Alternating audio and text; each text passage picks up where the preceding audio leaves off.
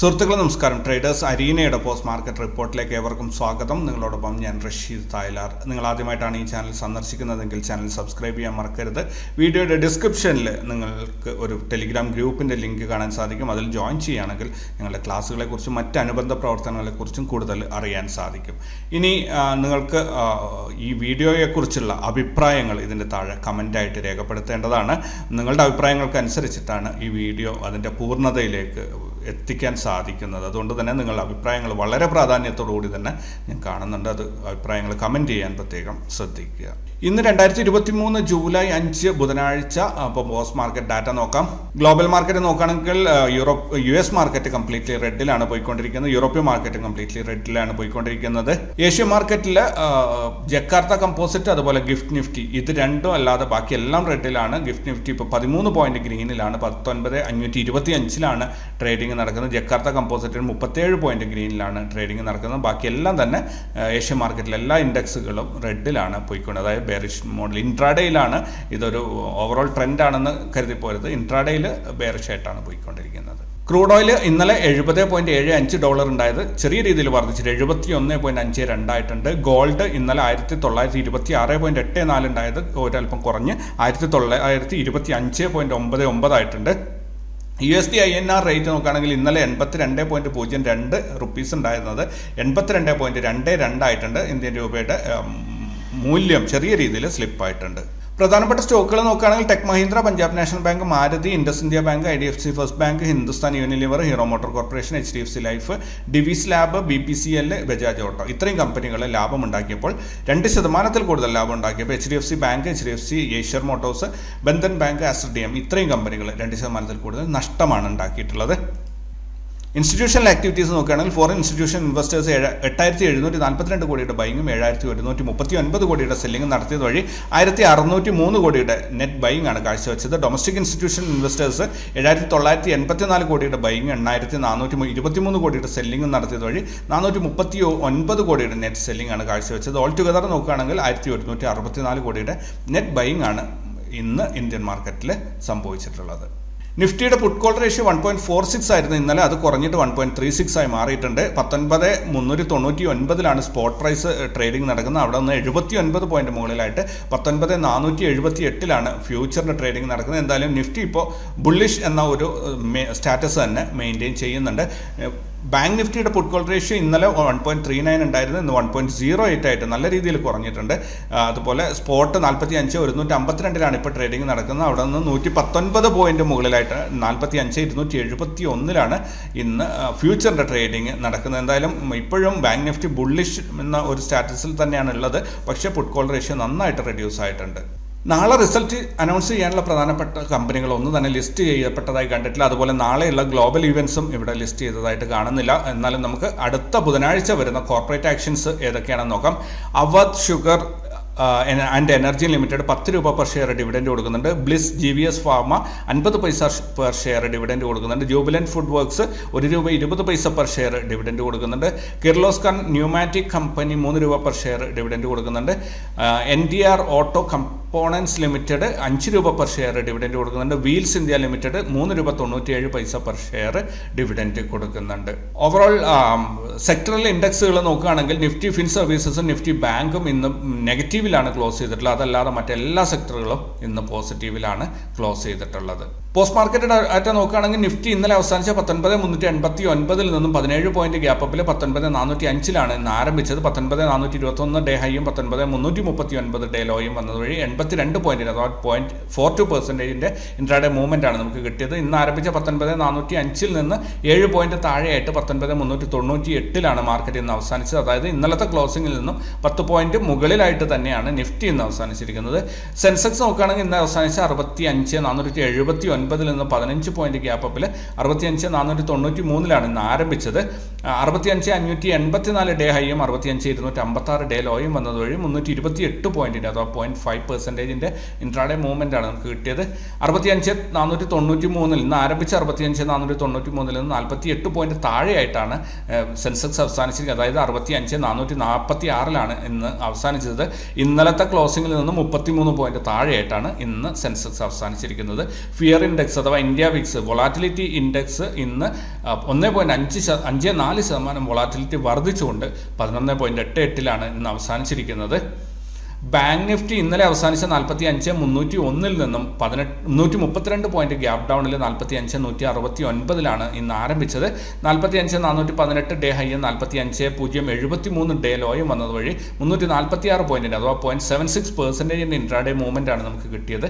ഇന്ന് ആരംഭിച്ച 45,169 നിന്നും 18 പോയിന്റ് താഴെയായിട്ട് 45,151 മാർക്കറ്റ് ഇന്ന് അവസാനിച്ചിരിക്കുന്നത്. അതായത് ഇന്നലത്തെ ക്ലോസിംഗിൽ നിന്നും താഴെയായിട്ടാണ് 150 പോയിന്റ് താഴെയായിട്ടാണ് ബാങ്ക് നിഫ്റ്റി ഇന്ന് അവസാനിച്ചിരിക്കുന്നത്.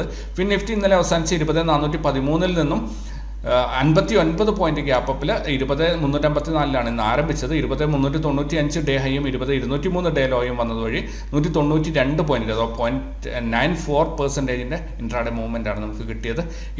ഇന്ന് ആരംഭിച്ച 20,354 നിന്ന് 108 പോയിന്റ് താഴെയായിട്ട് 20,246 മാർക്കറ്റ് അവസാനിച്ചിരിക്കുന്നത്. അതായത് ഇന്നലത്തെ ക്ലോസിംഗിൽ നിന്ന് 167 പോയിന്റ് താഴെയാണ് ഇന്നത്തെ ക്ലോസിംഗ് വന്നിരിക്കുന്നത്. BSE ബാങ്ക് എക്സ് നോക്കുകയാണെങ്കിൽ ഇന്നലെ അവസാനിച്ച 51,050 നിന്നും 48 പോയിന്റ് ഗ്യാപ് ഡൗണിൽ 51,002 ഇന്ന് ആരംഭിച്ചത്. 51,193 ഡേ ഹൈയും 50,824 ഡേ ലോയും വന്നത് വഴി 369 പോയിന്റ് അഥവാ 0.72% ഇൻട്രാഡേ മൂവ്മെന്റ് ആണ് നമുക്ക് കിട്ടിയത്. ഇന്ന് ആരംഭിച്ച 51,002 നിന്നും 90 പോയിന്റ് താഴെയായിട്ട് 50,912 മാർക്കറ്റ് അവസാനിച്ചിരിക്കുന്നത്. അതായത് ഇന്നലത്തെ ക്ലോസിംഗിൽ നിന്നും 138 പോയിന്റ് താഴെയായിട്ടാണ് ബാങ്ക് എക്സ് ഇന്ന് അവസാനിച്ചിരിക്കുന്നത്.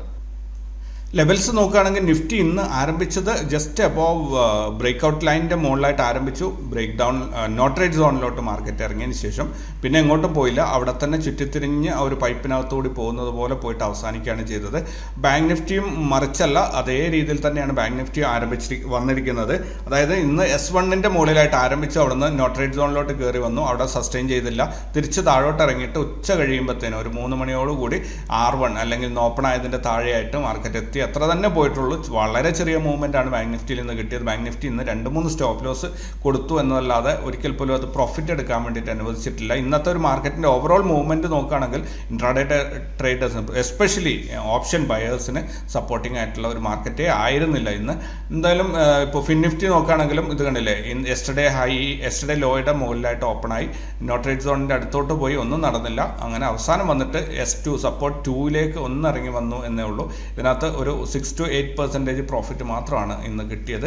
സെൻസെക്സ് അത്യാവശ്യം മൂവ്മെന്റ് കൊടുത്തിട്ടുണ്ടായിരുന്നു. ഇന്ന് ഓപ്പൺ ആയത് നോട്ട് റേറ്റ് സോണിലാണെങ്കിലും അവിടുന്ന് ആഫ്റ്റർനൂൺ സെഷനിൽ നോട്ട് റേറ്റ് സോണിൽ S1 ഇറങ്ങി വരികയും തിരിച്ച് നോട്ട് റേറ്റ് സോൺ ബ്രേക്ക്ഔട്ട് ലൈനിന്റെ മുകളിലോട്ട് കയറിപ്പോവുകയും ചെയ്തത് വഴി നല്ലൊരു പ്രോഫിറ്റ് അത് കൊടുത്തിട്ട് ഇന്ന് പ്രോഫിറ്റ് കൊടുത്തത് മിഡ് ക്യാപ് നിഫ്റ്റി ആയിരുന്നു. അത്യാവശ്യം നല്ല പ്രോഫിറ്റ് എടുക്കാൻ വേണ്ടിയിട്ട് എല്ലാ ട്രേഡേഴ്സിനും, കാരണം എക്സ്പയറി ഡേ ആയതുകൊണ്ട് തന്നെ പ്രീമിയം വളരെ കുറവായിരുന്നു.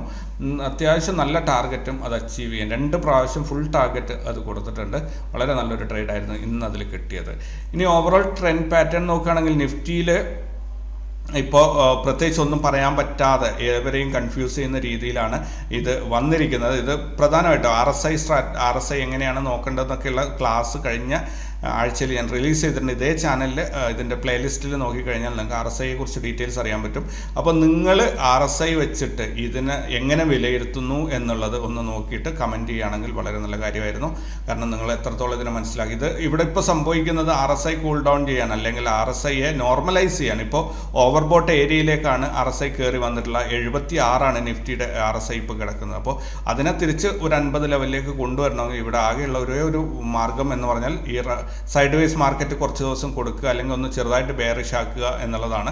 അതോടുകൂടി RSI തിരിച്ച് താഴെ ഇറങ്ങി വരും. 50 എത്തുമ്പോൾ അവിടെ ഫർദർ ലോങ് ബിൽഡപ്പ് വരുമ്പോൾ മാർക്കറ്റിന് തീർച്ചയായിട്ടും ഇമ്മീഡിയറ്റ് ആയിട്ട് നിഫ്റ്റിക്ക് അച്ചീവ് ചെയ്യേണ്ടത് 19,564 തന്നെയാണ്. അത് അച്ചീവ് ചെയ്യാതെ മാർക്കറ്റ് താഴോട്ട് പോവില്ല എന്നത് ഉറപ്പ് തന്നെയാണ്. അപ്പോൾ അത് അച്ചീവ് ചെയ്യണമെങ്കിൽ ഇവിടെ RSI താഴോട്ട് ഇറങ്ങണം എങ്കിൽ മാത്രമേ നടക്കുള്ളൂ. അല്ലെങ്കിൽ ഒരു നല്ല പവർഫുൾ ബൈങ് അല്ലെങ്കിൽ ഒരു ഇൻവെസ്റ്റ്മെൻറ്റ് മാർക്കറ്റിലേക്ക് ഇൻസ്റ്റിറ്റ്യൂഷൻസ് നടത്തണം. രണ്ടിലേത് സംഭവിച്ചാലും 19,564 ഇമ്മീഡിയറ്റ് ടാർഗറ്റാണ്. അത് അച്ചീവ് ചെയ്തിട്ട് തന്നെ നിഫ്റ്റി താഴോട്ട് പോവുള്ളൂ. പക്ഷേ RSI കിടക്കുന്നത് ഓവർബോട്ട് ഏരിയയിലാണ്. അതുകൊണ്ട് ഒരു ഫോളോ അല്ലെങ്കിൽ സൈഡ് വൈസ് മാർക്കറ്റോ ആണ് നമുക്ക് പ്രതീക്ഷിക്കാനുള്ളത്. നാളെ എന്ത് സംഭവിക്കും എന്നതിനെക്കുറിച്ച് എനിക്ക് പ്രത്യേകിച്ച് ഒരു ധാരണയില്ല. നാളെ എന്താ സംഭവിക്കുക എന്നുള്ളത് നമുക്ക് മാർക്കറ്റിൽ നേരിട്ട് കണ്ടറിഞ്ഞ് തന്നെ അനുഭവിക്കാൻ തന്നെ വേണം. ഇനി ബാങ്ക് നിഫ്റ്റി നോക്കുകയാണെങ്കിൽ ബാങ്ക് നിഫ്റ്റിയുടെ ഒരു ഇമ്മീഡിയറ്റ് ടാർഗറ്റ് എന്ന് പറയുന്നത് അത് ഓൾറെഡി അച്ചീവ് ചെയ്തിട്ടുണ്ട്. ഈ മാസം എത്തേണ്ടത് 46,238 ഇവിടെ 45,472 എന്നൊരു ടാർഗറ്റ് ബാങ്ക് നിഫ്റ്റി അച്ചീവ് ചെയ്തിട്ടുണ്ട്.